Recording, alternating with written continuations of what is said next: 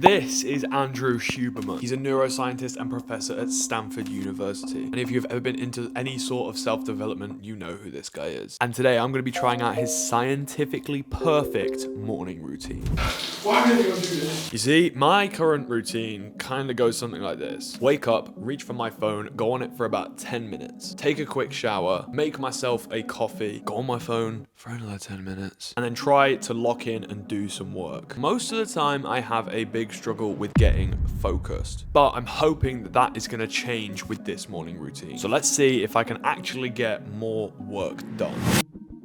Okay, so the first step to Andrew Huberman's morning routine actually starts the night before. Say hello to the Jelly Cats as well, by the way. There's Beanie and Simon the Cinnabon. Like most people, I will leave my phone on my bedside table, and then as soon as I wake up, boom, not ideal. So for this morning routine, we're not going to do that. Right, I will see you in the morning. Good night, guys.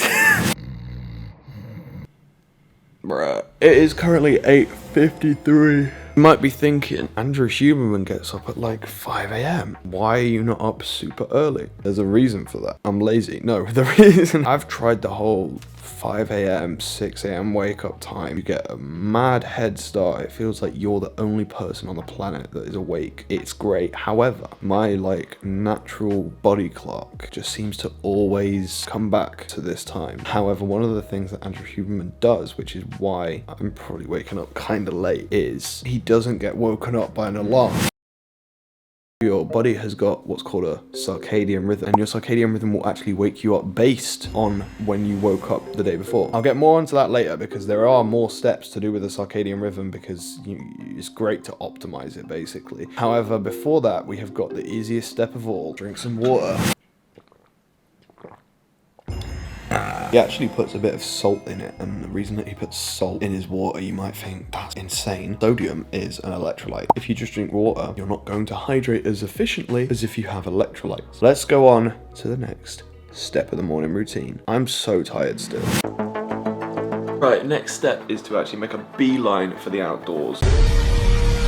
Now the reason behind that is you want a bunch of sunlight, because sunlight entering your eyes and basically letting your body know, oh, hey, you're awake, helps set off all of the circadian rhythms in your body. Basically, he described it like every single one of your cells is like its own clock, and you want all of those clocks to be in sync. And to do that, you have to wake up, and as soon as you wake up, get sunlight. I sleep with my blind open, so my body probably has already got a bit of sunlight. I really need to fart, but I feel like farting in a lift is wrong on so many levels.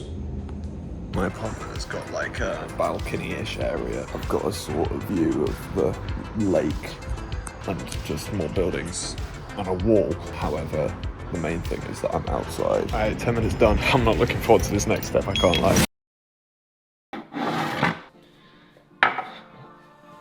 It's normally part of the day when I will have a coffee, basically as soon as I wake up, but Andrew Huberman, the cheeky little devil, doesn't do that. He delays his caffeine, are you ready? For 90 to 120 minutes.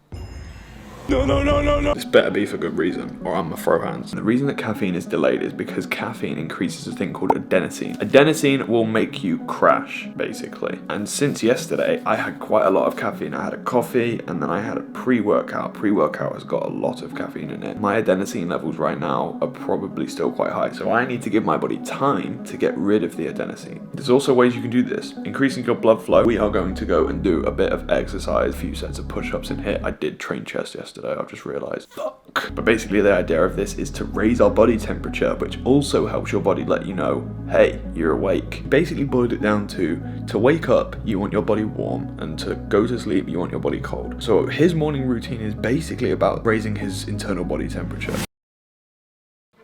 Oh hey, what are you saying? Oh god, after training chest, this is actually disgusting, I can't lie. Also, this is probably the weirdest angle I've ever filmed for anything in my entire life. Yeah, can I just sit here for a moment because I don't want to do any more push-ups, or I can just talk to you about subscribing instead. That sounds way more appealing. Now, didn't I just say that the whole idea of this morning routine was to increase our body temperature, not cool it down with a cold shower? Of course, there's a reason behind it. So because it's just cold water on your skin, it doesn't really cool down your internal body temperature, but what it does is trick your mind and body into going, oh, I'm really cold, I need to heat up. So after the cold shower, you get a huge surge of dopamine and your body gets hotter, which is meant to be good for you. But right now, the idea of it makes me want to jump off something very high. Why did anyone do this? Oh my god, I forgot, I still need to wash my body.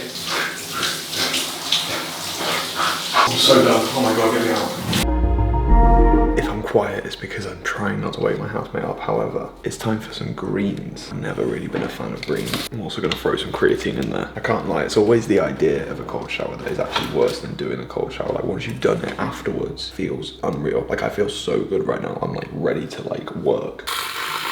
Got one of those fancy spinners, look.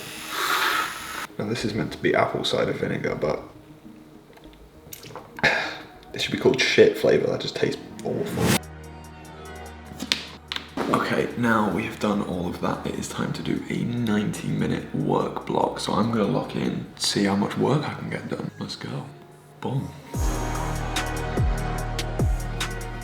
Okay, work block is done, which means I can finally have a coffee. I'm so looking forward to this. But also, not only that, I can now eat some food. Because Andrew doesn't actually eat until 11 o'clock. He basically prolongs eating, like intermittent fasting.